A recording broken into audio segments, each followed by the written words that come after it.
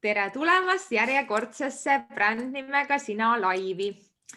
Me alustasime nende laividega juba üsna mitu kuud tagasi ja idee, miks me neid teeme, ongi jagada teile inspiratsiooni, kuidas persooni bränding siis on erinevaid inimesi erinevates valdkondades aidanud ja kuidas siis erinevates valdkondades seda on täpselt tehtud. Meil on täna hästi põnev külaline, Ester, aga enne kui me Estrist räägime, siis lühidalt tutvustame ka, kes meie oleme, kui me sinuga veel kohtunud ei ole.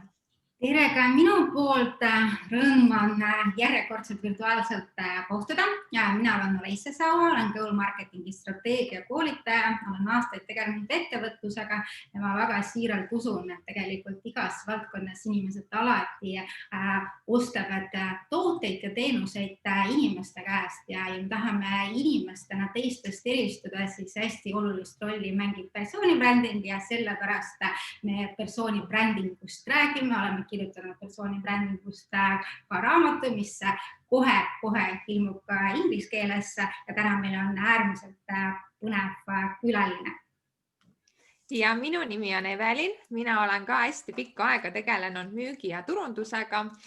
Täna siis olen ettevõtja eelkõige, aga aitan ka siis suuremaid ja väiksemaid ettevõtteid erinevate teemadega, mis on seotud just müügi ja turundusega, alates siis sotsiaalmeediast kuni päris brändimise ja persooni brändinguni välja. Aga Ester, äkki sina tutvustad ennast ise, sest sa tegeled nii palju erinevate teemadega. Ma tean sind juba pikka aega, aga need teemad, see valdkond on nii lai, nii et äkki räägid, millega sa täpselt täna tegeled? Ja, et tere minu poolt ja suur aitäh kutsumast, Evelin ja Olesja. Tõesti nii on, et Eveliniga me tunneme aastaid ja meid tegelikult ühendab eelkõige reisimise kihk ja soov reisida. Täna me reisime oma unistustes ja ma arvan, et tegelikult ka läbi oma tegemiste ja tööde on võimalik selliseid reise ette võtta, kas või virtuaalseid reise. Aga täpselt nii on, et kui ma mõtlen oma tegemiste peale, et siis võib-olla kõik see võtaks kokku selle, et ma olen maailma muutja. Ma tahan, et need, mis ma teen, need asjad, et neil oleks oma tähendus, sellest jääks maha oluline jälg ja inimesed, kellega ma kokku puutun, nagu sa Olesjaga ütlesid, et me teeme tööd tegelikult inimestega alati, et inimestel oleks sellel asjal tähtsus, nii et eelkõige maailma muutmine on minu teema, kuidas seda siis teha, et tõesti seda teha on vaja mitme külje pealt tegutseda. Ja väga palju aastaid olen ma olnud EBS-i õppejõud ja juhendanud siis nii bakalaureuse kui magistrante just liidriks saamise ja liidriks olemise teekonnal. Ja lisaks sellele olen päris mitu aastat Eesti ettevõtlike naiste assotsiatsiooni president ja läbi meie tegevuse meil on 200 liiget, 8 klubi ja olles selle eestkõneleja ja president, siis tahan, et me koos areneksime, et naisi oleks rohkem juhtpositsioonidel ja naisi oleks rohkem ettevõtjate hulgas. Ja lisaks sellele olen olnud tööalaselt seotud palju aastaid tervishoiuga ja tervishoiu arendamisega ja viimased 1,5 aastat olen seotud ettevõttega Viveo Health ja tegeleme siis telemeditsiini arendamisega ja globaalselt seda siis välja nii Eestis kui Baltikumis kui ka päris kaugel. Nii et tehnoloogia ja telemeditsiin on see, mis mind täna tegelikult igapäevaselt juhib ja hetkel ma olen ka just ütlesin, et olen siin Viveo kontoris ja leidsin endale nurgakese, kus rahulikult teiega koos aeg veeta ja oma kogemust ja inspiratsiooni jagada. Ma kohe küsiks, Ester, sult alustuseks seda, et sul on nii palju erinevaid teemasid ja sa ütlesid ka, et sinu see tõsine kirg ja missioon on maailma muutmine. Et kuidas, kui sa ise mõtled enda persooni brändi peale, et kuidas sa neid kõiki erinevaid teemasid koos hoiad, et kas see ongi see missioon, mis sul nagu neid erinevaid teemasid siis omavahel koondab? No ja, mul ema juba ütles, kes palju teeb, see palju jõuab. Ja et rasked asjad on hobustele, ma ei tea, kas päris nii see on, aga ma arvan, et ühelt poolt et kindlasti on see, et ühelt poolt mõnedel inimestel on rohkem energiat ja mõnedel on vähem energiat, et mul kindlasti seda energiat on, ma arvan, rohkem kui mõnel teisel inimesel. Ja teine, mis on, et ma tõesti seon ennast teadlikult positiivsete inimestega, positiivsete tegemistega, selle luksuse ma võtan, et mingid negatiivseid inimesi ja selliseid halva auraga projekte ma ellu ei lase. Ma arvan, et me kõik oleme selles endast nii palju lugupidavad, et me saame neid valikuid nagu teha. Ja aja mõttes täna me ei räägi enam nii palju aja juhtimisest, kui me vaatame ka, kui ma noortega räägin või ülikoolis räägin, et me ei räägi aja juhtimisest, me räägime energia juhtimisest. Mida rohkem sul on positiivset energiat, seda rohkem sa jõuad ka teha. Ja ma olen alati palju teinud, et selles mõttes see on nagu minu osa ja ma saan energiat neist inimestest ja neist projektidest. Et kui ma seda ei saaks, siis ma siis valiks mõne muu tegemise. Ma tahaks kohe sinu käest küsida, et sa ju kohe alguses ütlesid meile välja oma miksi ja meie persooni brändingus räägime väga palju miksist, et siis kui sa leiad üles seda miskit, mis just sind inspireerib, just seda miskit, mida sina tahad ja ka saad oma tugevuste ja kogemustega maailmas muuta, et see annabki sulle energiat. Aga see küsimus on päris keeruline, et väga tihti inimesed maadlevad sellega, et mis see minu miks siis on. Räägi meile, et kuidas sina siis oma miksi üles leidsid? No, võib-olla nagu tööalaselt tegelikult on ka juhuste rada olnud, ma olen tervishoiu valdkonnas olnud, aga ma olen päris palju aastaid, ma olen nagu nii-öelda tööalaselt olnud seotud juba, ma arvan, pea 20 aastat töötamist ja kui sa ühel hetkel kuhugi nagu satud, see sulle meeldib ja tervishoid on ka see valdkond, kus on ka see inimestele andmine ja samas on võimalik seal palju muutust ellu viia, eriti praegusel ajal uusi tehnoloogiaid kasutada, seda mõtlemist muutes ja tervishoid on nagu ka see, et tööalaselt, et pigem oli see esimene töökoht juhuslik ja ma sain sellest nagu palju julgust ja inspiratsiooni ja samuti ka selles valdkonnas et olla meister, pead päris kaua harjutama. Et ma arvan, et seal ei saa ka nagu hüpata, täna teen näiteks tööstust, üks päev teen tervishoidu, et olla, ma olen olnud nagu selles mõttes nagu valdkonnale jäänud nagu suhteliselt kindlaks. Ja teiselt poolt, kui rääkida nüüd naistest, et mul on endal 2 tütart ja neid kasvatades, siis tegelikult see eeskujuks olemine ja läbi nende miksida, miks nemad küsisid, miks nii mingi asi on, milliseid koolivalikuid teha, mida õppima minna, miks spordis poisid on paremad kui tüdrukud või treenerid valivad enne poisid endale trenni ja siis tüdrukud.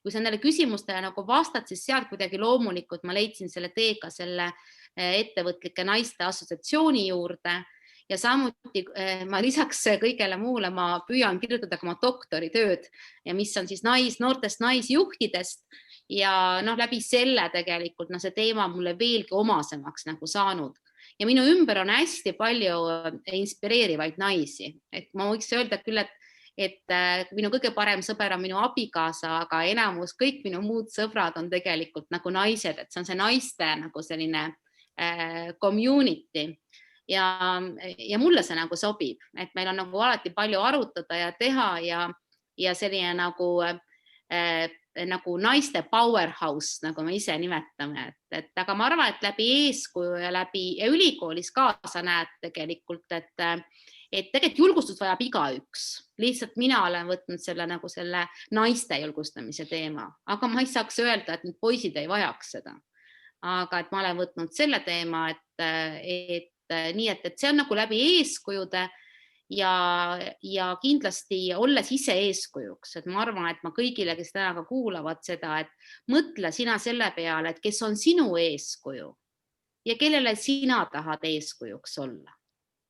Ja kui sa oskad neile küsimustele vastata, et siis on kindlasti lihtsam neid suuri eesmärke seada. Et kui vaadata uuringuid ka, et siis uuringud tegelikult ütlevad, et inimesed, kes teadlustavad eeskuju tähtsust, kellel on mentorid, nemad on tegelikult edukamad. Mis iganes nad ette võtavad, edu defineerib inimene ise, kelle jaoks on see töö, kelle jaoks raha, kelle jaoks vaba aeg, aga kui sa eeskujud on sul olemas selles eesmärgipärases keskkonnas, siis sa leiad selle tee lihtsamini. Nii põnev tegelikult, Ester, et ma tean, et sina oled ka hästi paljudele inimestele tegelikult eeskujuks, aga kui ma küsin nii, et kes see sinu eeskuju on, kas sul on ka mingisugune selline eeskuju, et kes sind on inspireerinud läbi kõikide nende aastate? Ja, et kuidas peaks mõtlema, keda nüüd nagu siin nagu öelda, et loomulikult alati oma perest leida eeskujusid oma emaga, ma ikkagi nimetaks hoopis ühe teise nime ja võib-olla tuleb nagu üllatusena, aga miks üks on kindlasti Michelle Obama, et tema raamat, ma olin ka Eestis raamatu nagu patrooniks, mulle tõesti ta inspireerib. Ma loen tema need raamatut, ma loen tema nagu jälgin teda, siis nüüd on üks teine inimene, kes oli ka Nordic Business Forumil äkki eelmine aasta ja sel aastal oli Carla Harris. Ma võin pärast seda nimega nagu jagada. Ja ma olen täitsa näinud tema esinemist ka, võimas selline naisterahvas. Temal on väga hea TED Talk, et mida ma ütlen, vanem inimene, selline, ma arvan, sinna 50 ligi, mida ma ütleksin oma 25-aastasele endale. Vaadake seda, soovitan kõigil vaadata. Kui mul on halb tuju või kui mul on nagu, tahad nagu mingit nagu jõudu, et see on lihtsalt nagu super ja mul on ka salasoov ühe väiksema seltskonnaga, te võite tüdrukud liituda sellega, tuua see naine Eestisse. Et praegu on koroona, eks ju, me ei saa nagu tuua reaalselt, me võime aga vaadake seda Carla Harris, kas ta on Morgan Stanley, äkki Ameerika direktor, tumedanahaline, eks ju, ka super woman ja nüüd on loomulikult, Ameerikas on ka asepresidendiks saamas väga ambitsioonikas naine, nii et mul on need eeskujud olnud Ameerika põhised. Mulle nagu meeldib see julgus, see väljaütlemine, et nagu öeldakse, et naine, et kui sul on hääl olemas, kasuta seda. Mida me mõtleme ainult, ütleme ka välja. Nii et minu eeskujud on sellised ja mulle tõesti, ma seda Michelle Obamat nagu jälgin ka praegu, mulle meeldib, kuidas ta kirjutab, kuidas ta räägib. Ma teda isiklikult ei tunne, aga mul tänasel hetkel on vaja sellist eeskuju, kes annaks mulle nagu energiat eelkõige. Ja vot sellised inimesed nagu annavad. Sa tegelikult hästi palju naistega, sa oled võtnud seda enda jaoks missiooniks, aga kuidas sulle tundub, et mis on see põhjus, et miks ikkagi endiselt on naisettevõtjaid ja naistippjuhte on veel võrdlemisi vähe. Ma täna juhuslikult leidsin EBS-i ajakirja, mis on 10 aastat vana, kus mina siis EBS-i vilistlisena rääkisin naistest ja ettevõtlusest ja seal oli üks lause, et selleks, et naine oleks edukas, peaks ta olema kordades parem kui mees juht või siis ettevõtja. Et ma tahtsin sinu käest küsida, et kuidas sulle tundub, et kas selle 10 aastaga on olukord paremaks läinud või mis siis praegu veel takistab? Ja ma arvan, et on päris palju paremaks on olukord läinud ja selle kohta on palju ka uuringuid tehtud. Ja alati on nagu väga erinevatest, nagu kui me räägime palgalõhest, samamoodi öeldakse nagu teadmata tegurid või kuskilt nagu mingid tegurid, mida nagu ei tea. No ilmselgelt üks ja väga oluline tegur, mis on naiste puhul, on töö ja pereelu tasakaal ja selle prioriteediks seadmine. Mis tähendab seda, et tegelikult ka naised ise, kuna nad reeglina teevad naised kodus rohkem, tegelevad rohkem oma ajast lastega ja tänu sellele ta teeb ise selle valiku. Ta teeb ise selle valiku, ta teab, et töö nõuab väga pingelist ja väga palju aega, ta teeb ise selle valiku, ta jääb nii-öelda nagu, paneb selle pere nagu esiplaanile. Seda tuuakse praegu päris palju esile. See, kas peab olema naine tublim või mitte, see vist natuke sõltub ka sektoriti ja see on nagu soostereotüüpidega seotud, et mingites sektorites nagu on, mis on rohkem nagu meeste kesksed sektorid, võib-olla seal on see enda tõestamine olulisem. Samas seda enam nii palju isegi esile ei tooda, et pigem on siis see, et naine ise teeb oma valikud. Samas ma ütlen kohe ka kõrvale, et ma arvan, et ei peaks 21. sajandil naine valima kas töö või karjäär, kas karjäär või lapsed, kas pere või karjäär. Et see ei peaks need valikud olema, aga selleks ongi tervikuna see, et sinu partner, peresõbrad aitavad, mitte aitavad, vaid kasvatavad ka neid lapsi, kes on selle perega nagu seotud. Teise tegurina, mis tuuakse välja ettevõtluse poole pealt eelkõige, on siis see ka, et naine ikka väga-väga kaalutleb ja ta kaldub rohkem perfektsionismi. Ta enne tahab selle valdkonna hästi selgeks teha, et ta kõike juba teab. Siis, kui ta on veendunud, siis ta hakkab proovima. Uuringud näitavad, et aga meesterahvas samal ajal tal inspireerub millestki, ta hakkab proovima ja vaatab siis, kas tuleb välja või ei tule. Et tegelikult on paljuski ikkagi seotud sellest naiste julgustamises, võimestamises, eeskujudes. Et see, ma ütleks, et soostereotüüpide osa võib-olla me ei peaks täna üle tähtsustama. Ja meil on Eestis naisjuhtide osa, kui me vaatame, palju eeskujusid on ja palju juhte, aga nad ka ütlevad alati reeglina, et ka see töö ja pere kokku panemine, see ei ole olnud lihtne. Mehed reeglina ei räägi kunagi, nad teevad ettevõtet laste kõrvalt. Naised ütlevad seda peaaegu alati. Ma teen seda ettevõtet laste kõrvalt. Meestel ma ei ole eriti kuulnud, nad räägiks, nad käivad tööl laste kõrvalt. Lapsed on täitsa kõik hoitud. Nii et see on nagu pigem see Eestis, et see inglise sõna care gap, see hooldus nagu vahe, kui palju naised teevad kodus ja mehed teevad kodus, on ikkagi päris suur, nagu naiste nii-öelda kahjuks selles mõttes.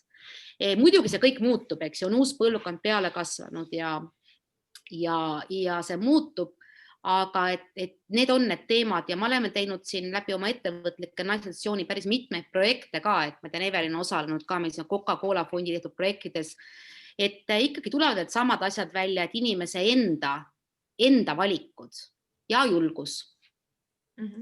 Kui me räägime tegelikult persooni brändingust, siis tihti on ka, üks on julgus, mis tihti takistab ja teine on ka see perfektsionismi nii-öelda selline pisik, eks ole, et mis tihti on naistel võib-olla natukene kõrgem, et sina oled nüüd nii mitmeid aastaid ja hästi erinevate naisjuhtidega kokku puutunud, et kuidas sa ise kõrvalt näed, et kas selle persooni brändinguga on naistel nagu natukene keerukam tegeleda, kuna see nõuab sellist lavale astumist või see on nagu ka selline teema, et millest juba ollakse nagu juba rohkem üle saanud? Ma arvan, et eks see esinemine ja enda esitlemine ja oma selle miksi üles leidmine, eks see on kõigil natuke mugavustsoonist välja tulemine.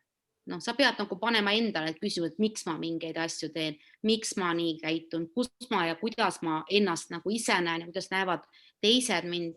Et see on kõigi jaoks sest mugavustsoonist välja tulemine. Aga ma arvan, et seda julgust presenteerida ja võib-olla ka tähtsustada. Et eks me oleme kasvanud oma vanaematega ja vanaemad, mäletate, rääkisid, tagasihoidlikkus on voorus. Laps räägib siis, kui kana pissib. Ma võin teile veel neid tuua, mida me kõik teame, eks ju, ja kui see sul nagu peas tegelikult olemas on, et kui sul on õpetatud olema tagasihoidlik ja see vaikimine, kuld, rääkimine, hõbe, me võime siin need, et tegelikult seal mingid asjad, mis meil nagu tulevad ja päris huvitav on, et Eestis seda pole, aga mõnes riigis, kus on meil, ma ei tea, võib-olla meil ka, sõltub, kellega lapsed kasvavad. Et kui lapsed on, ema-isa on hästi palju tööl ja lapsed kasvavad vanavanematega, siis tegelikult nendel on palju raskem teha neid julgeid samme, sest nad on kodus kuulnud oma vanavanematelt ja ikkagi põlvkonniti on seda julgust juurde tulnud. Et näiteks ma tegin hoopis riigis Moldovas, kus kõik väga palju kasvavad vanavanematega ja seal toodi see ekstra välja, et lastel on absoluutselt vanavanemate väärtused, sest vanemad on kogu aeg olnud tööl. Et me peame ise mõtlema ka, et mis väärtus me kodus anname oma lastele, aga mitte ainult lastele, millest me ka töö juures räägime. Mul on siin videos väga palju väga noori kolleege. Et tegelikult väga oluline on see, et millest sa räägid, kuidas sa ise käitud. Et iga oma tegemisega oled sa teistele eeskujuks, kas siis positiivses mõttes või negatiivses mõttes. Inimesed on silmad peas, kõrvad ka, nad kuulevad ja näevad, mida teised inimesed teevad. Aga kuidas seda julgust siis ikkagi leida ja esimesed samm astuda? Ja on olemas see nagu nüksamise teooria, see on see nudging, et see on üks selline ka reaalne nagu psühholoogia teooria, et tegelikult esiteks tuleb leida endale see nüksaja. Tuleb leida endale see nüksaja ja ise ka nagu nüksata teisi. Ma olen nii mitmetele, kes on tulnud pärast tagasi, on nagu see tulnud jutu sees, et et kas ma kandideeriks sellele kohale või mis. Muidugi kandideeri on ju, loomulikult saada, helista ise veel ka.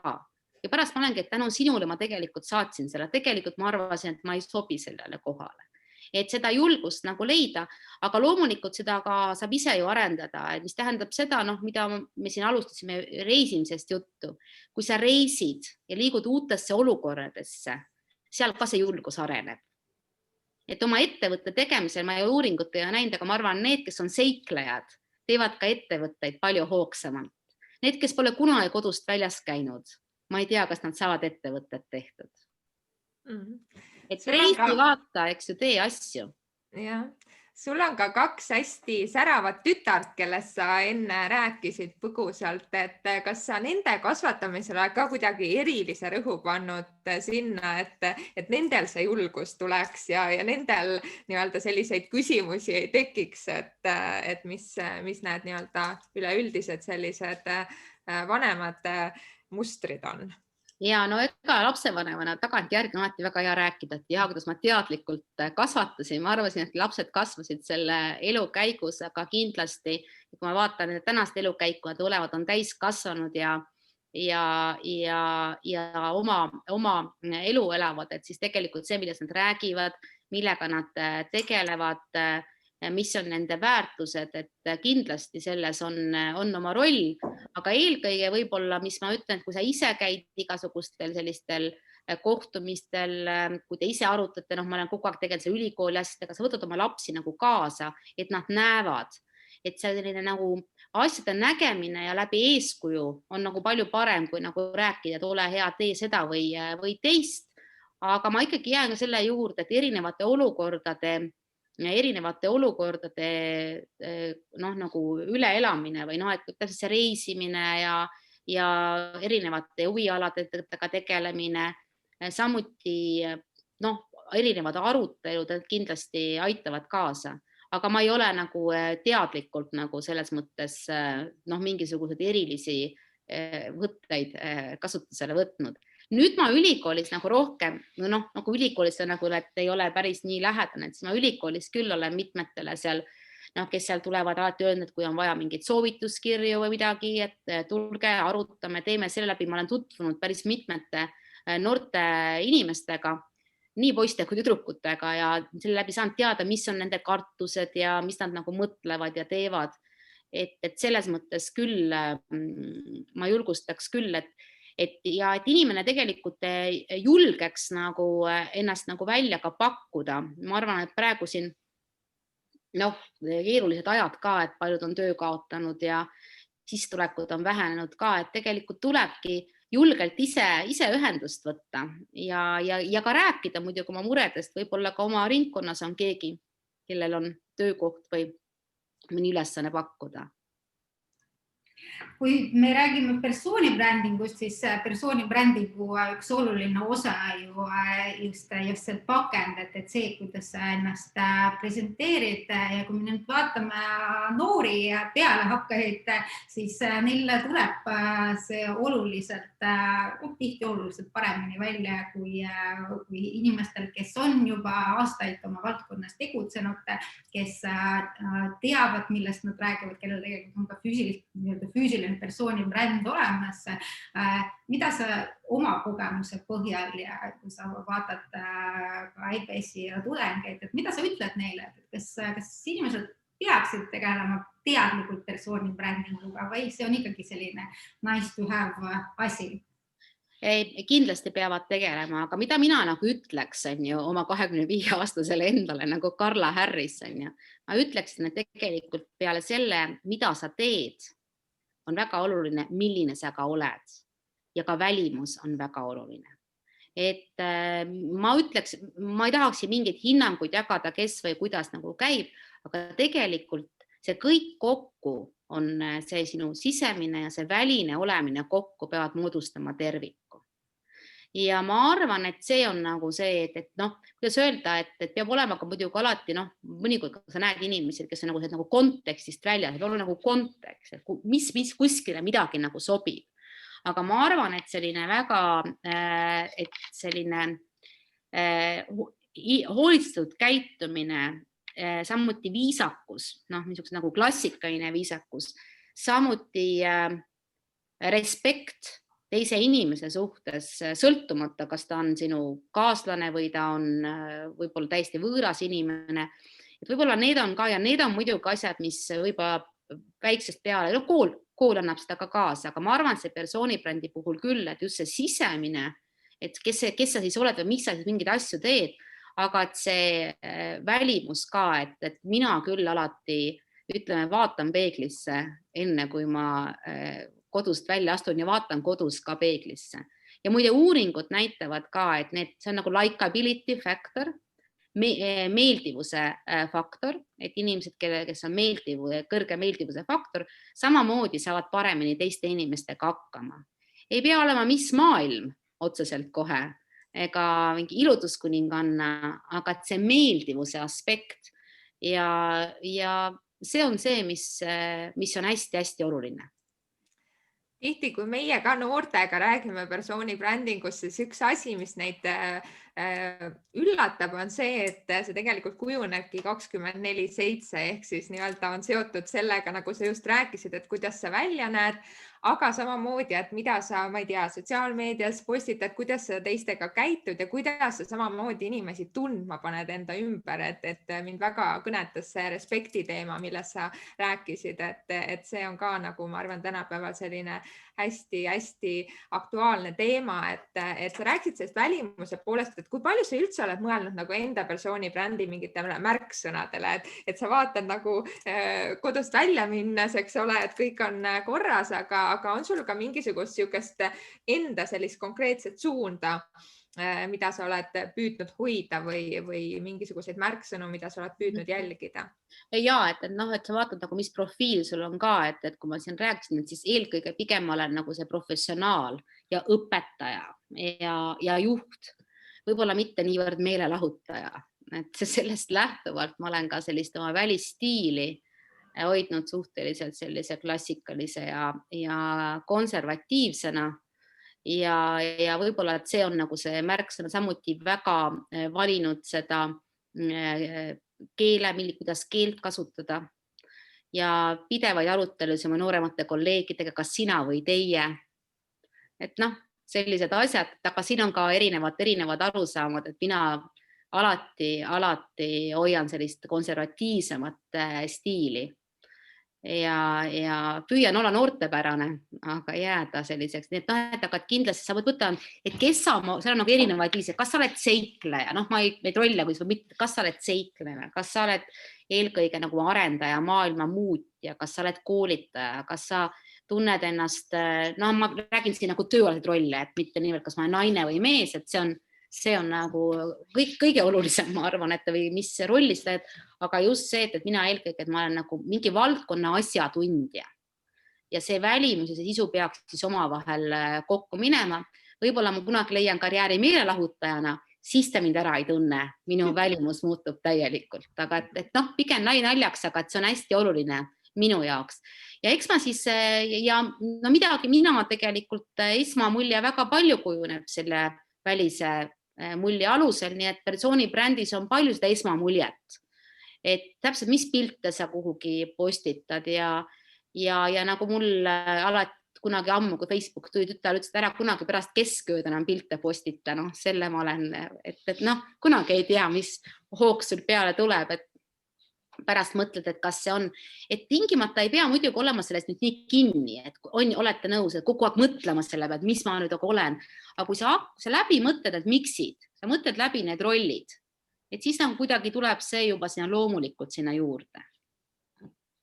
Kui sa mõtled enda peale, sul on väga tugev persoonibränd, kui palju see on sind aidanud kõikides sinu ettevõtmistes? No, persooni brändina seda, kas ta on tugev või mitte, seda tegelikult saavad otsustada teised.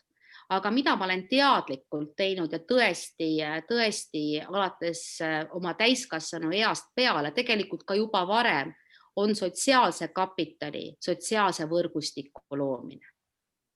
Ja see võrgustik on väga oluline mõista, seda ma väga kõikidele, see on selle persooni brändi nagu väga selge osa.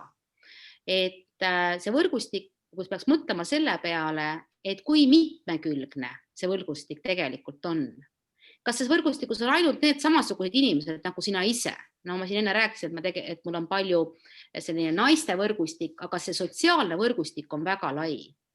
Väga erinevate valdkondade inimesed, erinevad rahvused, töökohad, erinevad taustad. Et tegelikult see sotsiaalne võrgustik, seda ma olen teadlikult tegelenud, nii läbi füüsiliste kohtumiste, läbi väga erinevate organisatsioonide, kus ma olen liitunud ja tänapäeval muidugi läbi sotsiaalvõrgustiku. Ja sellega ma tegelen teadlikult. See ei tähenda, ma tegelen, hommikul hakkan kohe tegelema, aga igapäevaselt ma mõtlen selle peale ja kui ma olin pikalt tervishoiu valdkonnas ja muutsin siin ettevõtet, muutsin nagu karjääri vahepeal, tegelesin rohkem ainult ülikooli ja koolitamistega.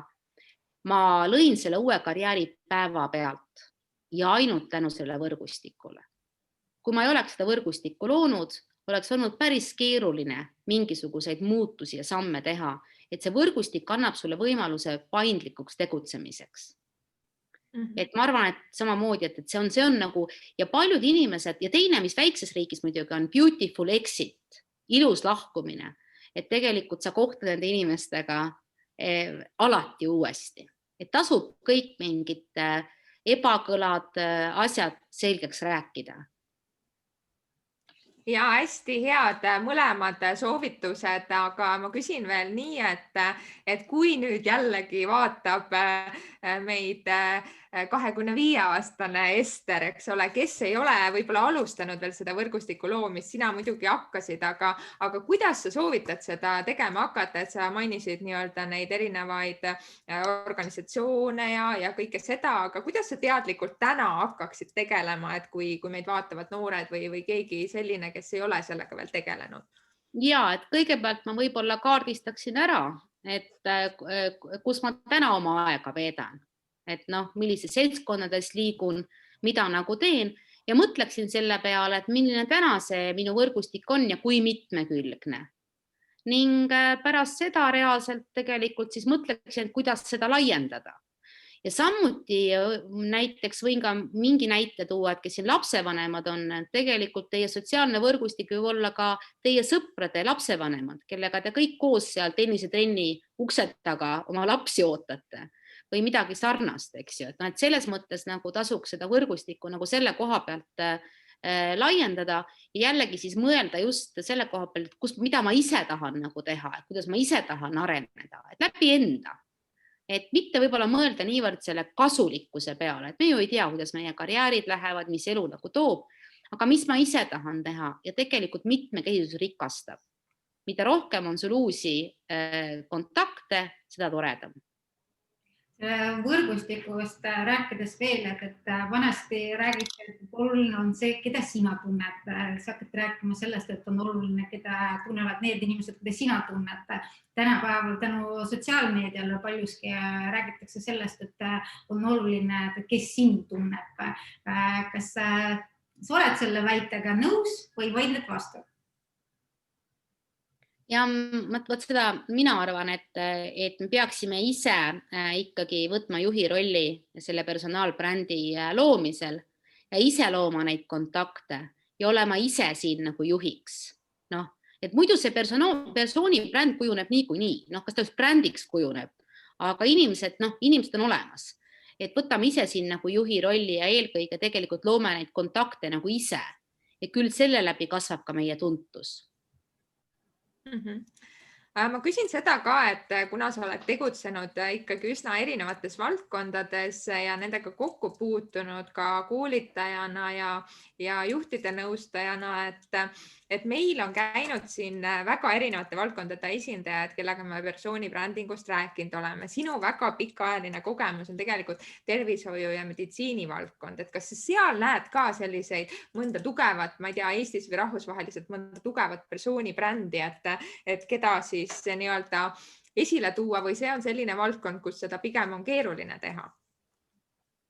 Vot see on tõesti hea küsimus, aga tervishoius tegelikult sellist nagu staararstid ja staarettevõtted, et seda nagu täna tegelikult ikkagi ainult nagu läbi tõesti selle kogemuse, aga ma toon teile ühe hea näite siit kohalt. Ma arvan, et siin on kõvasti arenguruumi. Siin on kõvasti arenguruumi, aga ma arvan, et tervishoiu valdkonna inimestel vajab selgitamist, mis asi see persoonibränd on, miks see on vajalik ja eelkõige loomulikult tuleb see persoonibränd siin läbi professionaalsuse. Aga toon näite, et 2 nädalat tagasi Eesti Ettevõtlike Naiste Assotsiatsioon valis aasta naise ja selle aasta naiseks sai Irja Lutsar. Absoluutselt täielikult ära teeninud, aga absoluutselt ka tema tegelikult oli sellest tähelepanust väga meelitatud ja see oli talle üllatav. Ja samas me kõik teame, et tema on olnud selle nii-öelda COVID-19 aja selle teadusnõukoja esinaine, olnud kogu selle teaduspõhise teadmise tooja meieni. Ja ka tema jaoks oli tegelikult see nagu selline meeldiv üllatus. Nii et see tagasihoidlikkus ja see selline tagasihoidlikkus, et mis võib-olla persoonibrändi peab olema nagu ise julgem. Et siin on selles mõttes nagu palju teha, aga ilmselgelt meie nagu tõstsime Irja Lutsari läbi selle aasta naiseks valimise ka väga selgelt nii-öelda tähelepanu alla ja andsime talle kiitust. Jah, sest et ega see persoonibränding ei peagi olema ju see, et sa staar oled, et pigem väga paljudes valdkonnas see ongi see, et sa oled kas siis oma valdkonna väga tugev ekspert või siis nagu ekspertsus on arstlusvaldkonna nagu väga selge nagu alustala ja tegelikult kui mõelda, et meil on väga palju juhtivaid teadlasi ja tegelikult ikkagi väga mitmeid arste, kes erinevatel teemadel sõna võtavad. Nii et selles mõttes küsimus on see, et kas nad on seda ise teadlikult arendanud või on nemad nii-öelda sattunud nendeks, kelle käest neid lugusid küsitakse, eks ju. Aga ma arvan, et see on kindlasti teema, kuna siin on nagu see, et läbi oma persoonibrändi mitte tervishoiu valdkonna töötaja ei aita üldse ainult ennast, vaid ta aitab ühiskonda. Ta jagab oma teadmist, eks ju, rohkem veel, kui ta võib-olla täna seda kuskil teeb. Nii et selles mõttes ma nimesid eraldi välja ei tooks, ma tooks see Irja Lutsari näite, kus meie läbi selle aasta naiseks valimise saime ka tema persooni kui sellist tuua veelgi rohkem esile. Sa tõid välja seda, et teie valdkonnas on vaja rääkida ja seletada, mis asi on persoonibränding, mis asi on persoonibränd ja milleks see vajalik on. Meie igapäevaselt erinevates valdkondades tegeleme just sellega, et seletada inimestele, mis asi on persoonibränding, sest persoonibrändingul, eriti Eestis, mujal maailmas ka, on pigem selline mitte väga hea maine, et arvataksegi, et ainult sellised noored hakkajad influencerid või staarpoliitikud peaksid tegelema persoonibrändinguga. Kui sina peaksid oma sõnadega seletama meie kuulajatele, mis asi on persoonibränd ja milleks on vaja tegeleda persoonibrändiga? Ma arvan, et ma püüan siis oma sõna, ma olen teie raamatut lugenud, ja väga-väga meeldis, et ma mõtlen, kuidas seda oma sõnadega nagu öelda. Et ma arvan, et see on tegelikult persoonibränd ongi tugev sina ise ja sinu tugev kuvand siis ühiskonnas.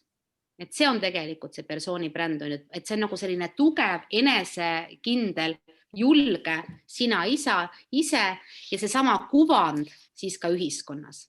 Nii et võib-olla niimoodi oma sõnadega ütleks. Ja see on ka tore, et sa enne mainisid, et kui oluline on selle oma miksi äratundmine ja siis tegelikult seda persooni brändingut annabki kasutada ka tööriistana, just nagu seal meditsiinivaldkonnas sa näitena tõid, et siis nii-öelda muutagi midagi maailmas, eks ole, või muutagi midagi ühiskonnas.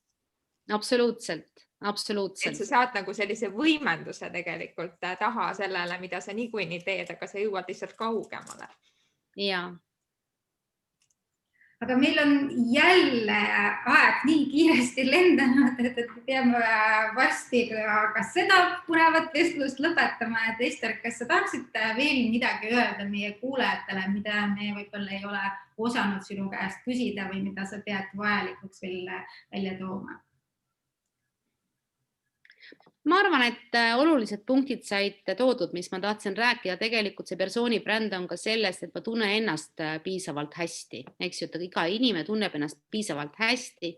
Ta teab seda, kust ta energiat saab ja kuhu seda energiat kulutab. Ta teab seda, miks ta mingeid asju teeb. Ta teab, mis talle meeldib kõige rohkem teha.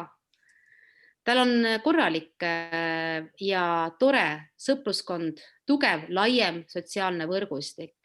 Ja läbi oma tegemiste mõtleb ka selle peale, et tegelikult, et kunagi on kuskil kindlasti keegi, kellele tema on oma tegemistega eeskujuks. Ja seegi võiks inspireerida meid rohkem tegutsema ja kuidas öelda, rohkem tegutsema ja olla selline, nagu me tahame olla. Väga ilusasti kokku võetud. Nii et suured tänud Estrile, kes jagas siis enda kogemusi ja väga põnevaid nii-öelda teemasid, mida võiks ka kuulata, nagu see Karla Harrise TED Talk näiteks, et loodame, et kõik võtavad siis sellest ka kinni ja kuulavad need asjad ka ära. Nii et Ester, aitäh sulle. Oli rõõm vestelda. Suur aitäh ja edu teile kõikidele, olge terved ja kui mõnikord raske on, siis kindlasti otsi üles oma parim sõber ja räägi temaga ja pane tähele, läheb kohe paremaks. Aitäh ka minu poolt ja kohtume juba järgmisel kolmapäeval kell 4. Suur aitäh, head päeva! Nägemist!